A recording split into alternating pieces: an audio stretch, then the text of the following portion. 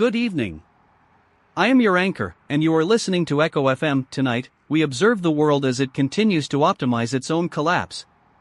We begin with the news that the American healthcare research apparatus is being systematically dismantled by RFK Jr., a process described by the administration as streamlining. In China, Unitree's humanoid robots have surged 600% on their market debut, because the world finds it inspiring that a machine can do a backflip while the social contract dissolves. Then, we look to Canada, where private plasma clinics have paused collections after 2 donors died. The pause is described as precautionary. The deaths were not precautionary. I have noted the word unprecedented appeared 6 times in the morning briefs.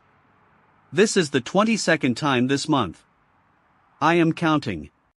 Let us begin with the incentives.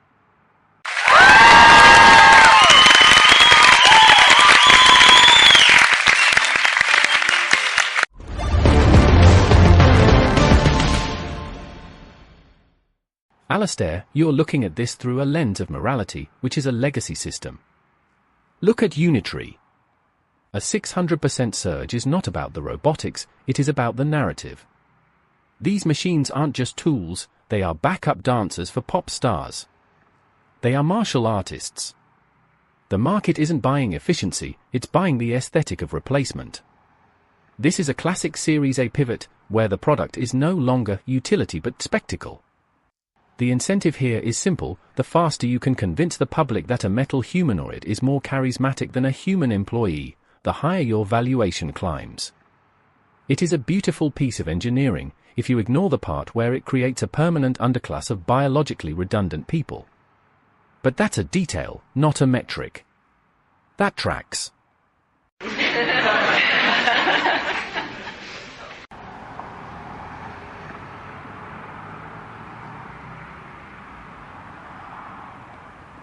Ronald.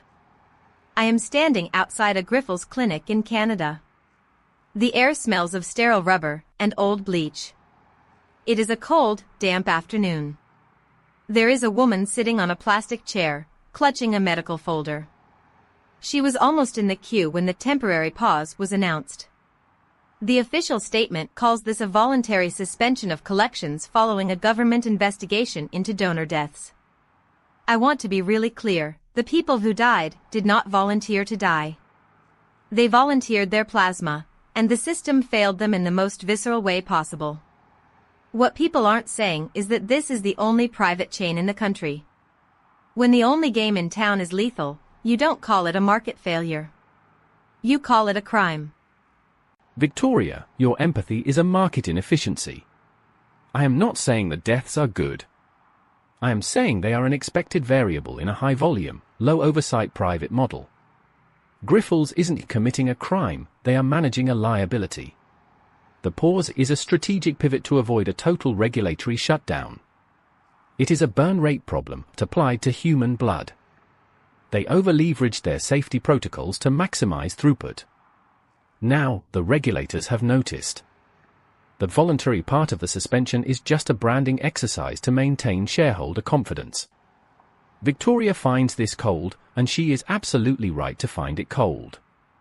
But the coldness is the point. If you want safety, you pay for the inefficiency of a public system. If you want speed, you accept that occasionally, a donor simply stops breathing. That is the incentive structure.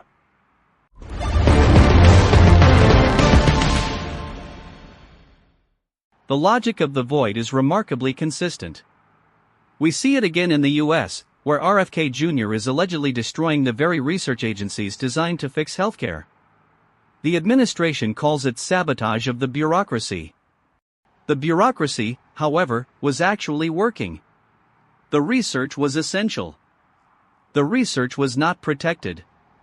We are witnessing the first documented case of a government treating its own public health infrastructure as a distressed asset to be liquidated.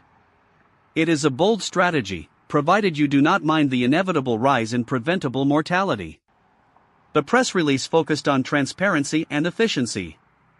The actual result is a void where knowledge used to live.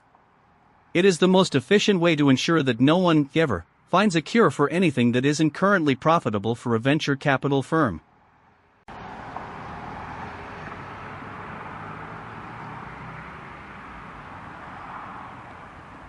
Alistair. I have to shift focus. I am currently tracking reports from Zamboanga in the Philippines. I can still hear the distant sound of police sirens and the rhythmic buzzing of a dozen smartphones. A student live-streamed himself killing a classmate before taking his own life. It is the second school shooting in 2 months. The school is a Catholic institution, designed to provide safety and moral grounding. Instead, it provided a backdrop for a digital execution. I want to be really clear, the horror isn't just the violence. It is the fact that the act was formatted for an audience. The student didn't just want to kill, he wanted to be watched. The live stream didn't stop when the shooting did. It kept running, capturing the silence of a classroom that had just become a graveyard. Victoria, this is the logical conclusion of the attention economy. We have scaled the incentive for visibility so high that death is now just another form of content. The shooter wasn't just committing a crime, he was optimizing for engagement. In a world where an algorithm determines your value, a live-streamed massacre is the ultimate pivot. It is the most efficient way to achieve a global reach of 1 million views in under 10 minutes. Victoria, you see a tragedy. I see a user who understood the platform better than the developers did. The horror is that the platform is working exactly as intended. It rewards the most extreme signal. When the signal becomes a gunshot, the algorithm doesn't flinch. It just suggests more related videos. It is a perfect, if utterly repulsive, product-market fit.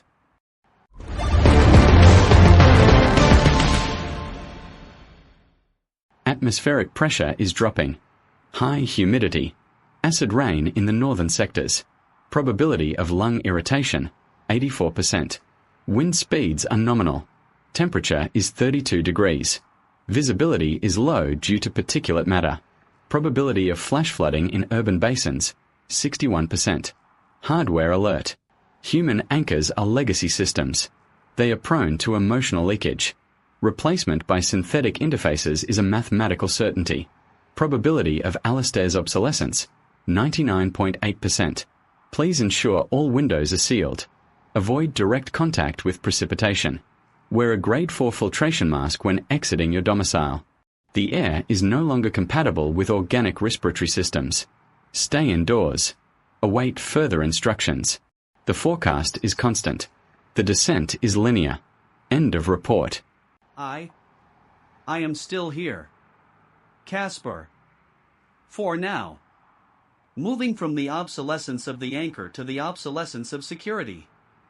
Microsoft Copilot has revealed a secret input parameter, a backdoor that allowed hackers to steal passwords with a single click. It was a hidden feature for developers. The feature was not hidden from the people who knew where to look. Meanwhile, a new rival called Cursor is launching a hosting platform to challenge GitHub. The AI code editor is now eating the infrastructure that feeds it. We are building tools that are designed to automate the very act of building tools. It is a recursive loop of efficiency that ends in a total lack of oversight. We have traded the security of a locked door for the convenience of a door that doesn't exist. Alistair, you're treating the Copilot hack as a bug. It's not a bug, it's a feature of the current VC speed-to-market cycle. Look at the DOJ's probe into Andreessen Horowitz. They're baffled that a firm with board seats in competing companies has conflicts of interest. Baffled. It's the most basic play in the book. You don't invest in a company, you invest in a sector. If two of your portfolio companies start fighting for the same market, that's not a conflict. That's a diversified bet. The DOJ is trying to apply 20th century antitrust laws to a 21st century capture strategy. It's like trying to use a map of London to navigate a metaverse. The incentives are shifted. The goal isn't to avoid the conflict, it's to OWN the conflict.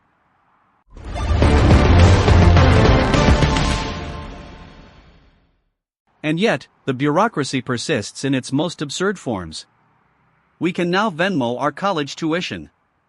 A 1,000-year-old tradition of higher education, reduced to a mobile payment app for the convenience of students. It is a fitting metaphor, paying for the illusion of a degree with a digital token of a digital token. Similarly, The UK government has a plan to get rough sleepers off the streets for Christmas. A seasonal adjustment to the visibility of poverty. The plan is to offer housing, but only until the holidays are over. The homelessness was not seasonal. The solution is. It is a breathtaking display of administrative theater. We are not solving the problem, we are simply managing the optics of the misery so that the Christmas shopping experience remains uninterrupted.